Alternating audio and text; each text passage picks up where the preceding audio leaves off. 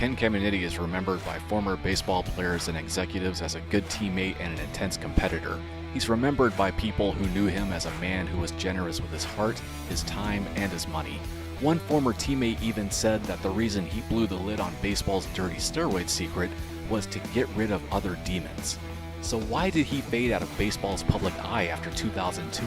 How is it that a player who was so well liked and respected across baseball fell deep into a pattern of substance abuse, went in and out of jail and rehab, and ultimately died on the floor of a seedy Brooklyn apartment, surrounded by people he hardly knew? And what were those other demons? Those questions were left unanswered for years after Caminiti's death in 2004. Nearly 2 decades later, those answers have clarity. Caminiti was alone in his darkest hour, battling substance abuse and watching his life turn in a downward spiral. He had been arrested multiple times for drug possession and ordered to attend rehab. His only influences were people who used drugs and encouraged him to use drugs. Underneath it all, he held on to a secret that likely was responsible for his life's negative direction.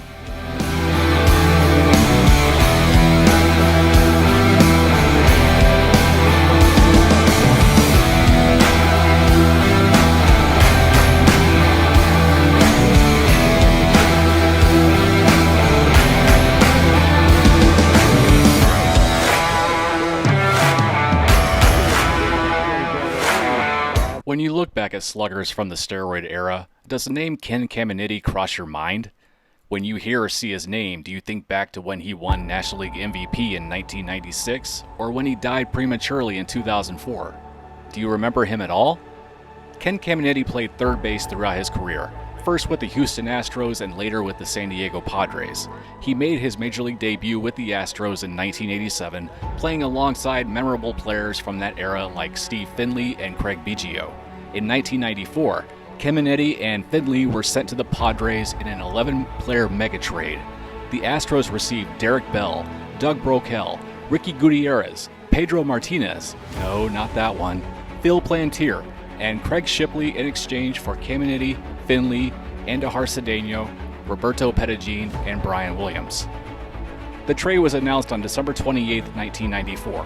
In hindsight, it was like a Christmas gift for the Padres. Along with Tony Gwynn, the Padres had the best 2-3-4 lineup combo in the National League. Caminiti won NL MVP in 1996, and the Padres reached the World Series for the second time in franchise history in 1998. In 1999, the Padres executed a fire sale and nearly completely dismantled that World Series team. The franchise slashed payroll in an effort to prioritize spending toward constructing Petco Park, the team's current home in downtown San Diego. When Caminiti left the Padres, he returned to the Astros, where he played for 2 seasons. In 2001, he played for both the Texas Rangers and Atlanta Braves before retiring. Caminiti saw limited time over those final 3 years due to the physical pain he played through during his career. In his MVP year, he played through a shoulder injury that required reconstructive surgery after the season. He insisted on playing through pain and succeeded in spite of it. After Caminiti retired, he did an interview in 2002 with Sports Illustrated. He told the magazine that performance-enhancing drugs were responsible for his success as a ball player. He took things a step further by saying that more than half the guys in MLB were juicing. People didn't know it at the time, but this was one of the last times baseball would hear from Ken Caminiti. Retired players who are widely recognized or well-liked across baseball usually remain with the sport in some capacity after calling it a career. Some become TV analysts, like David Ortiz or Alex Rodriguez. Others, like Mark McGwire or Barry Bonds, become coaches and pass on their knowledge and experience to the next generation of players. So why didn't Caminiti have a similar path after baseball? Why was he spending more time in prison or rehab centers than in dugouts or TV studios? Why didn't baseball intervene when his life spiraled out of control? Of the names I previously mentioned, one thing stands out between them and Caminiti. These guys used PEDs during their careers and kept quiet about it. McGwire dodged questions, even questions from Congress, about the issue after he retired. A-Rod was at the center of a major scandal and maintained his innocence. Ortiz also maintained innocence. We all know about Barry Bonds. Caminiti chose to be honest, maybe to clear his conscience, as former Padres closer Trevor Hoffman has suggested in a 2014 Bleacher Report article. In 2004, the Padres brought on Caminiti as a spring training hitting instructor. He wasn't retained as a permanent employee. This was his only connection to the game after his retirement. The Padres added Caminiti to their own Hall of Fame in 2016, more than a decade after his death. Again, why did this take so long? He's only the franchise leader in slugging and OPS. Maybe they could retire his number like they retired Steve Garvey's. Yes, no Padre will ever wear number 6, worn by this former Dodger great.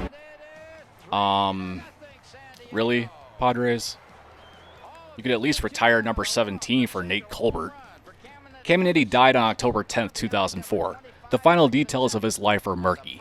He was released from the Harris County Jail in Houston 5 days earlier. He traveled to the Bronx with a female companion, Maria Romero, to speak with her teenage son, who was headed down his own dangerous path. Caminiti met Romero while in rehab. Their relationship was described by people who knew Caminiti as turbulent. Caminiti's life journey ended in a one-bedroom Brooklyn apartment. He went to this living unit with Romero's ex-boyfriend Robert Silva. The details leading up to this are murky. According to an ESPN.com article from November 2004, 2 calls were placed early that morning to Romero's brother Hector Romero, a convicted drug dealer, at 4:14 a.m. and again at 4:16 a.m. He contacted Silva around 20 minutes later to arrange a meeting at a nearby park. The 2 men spent a few hours there talking, according to Silva. Later that afternoon, they arrived at Silva's friend's apartment. The 3 men watched football, and his friend left for food and drinks at halftime. When he returned, he found Caminiti on the floor and Silva above him performing CPR. Caminiti's death was ruled by cardiac arrest, induced by a speedball, a deadly mixture of cocaine and heroin. A book was published this year about Caminiti's life, sharing details about how Caminiti spoke of childhood sexual abuse while in rehab. This book is called Playing Through the Pain, Ken Caminiti and the Steroids Confession That Changed Baseball Forever, written by Dan Good. The only known information is that Caminiti claimed while in rehab to have been abused by an adult male he knew and trusted as a youth.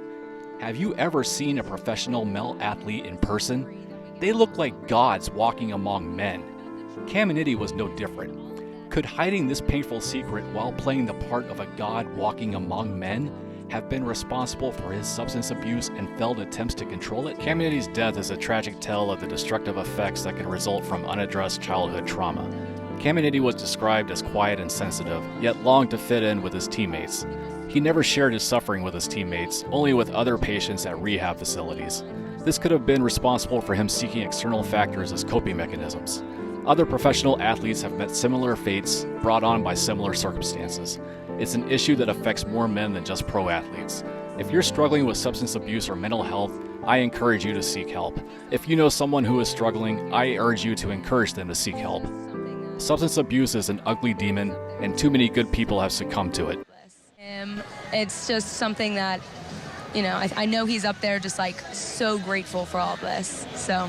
And Nicole, I know you have a great story about growing up and playing in the backyard. Yeah. Tell us about that. Okay, when I was really little, I guess I was just trying to hit the ball, and I kept striking out. And I guess that happened so many times that I got mad, and I tried breaking the bat over my knee. And he just looked at me, and he said, "I wonder where she gets it from."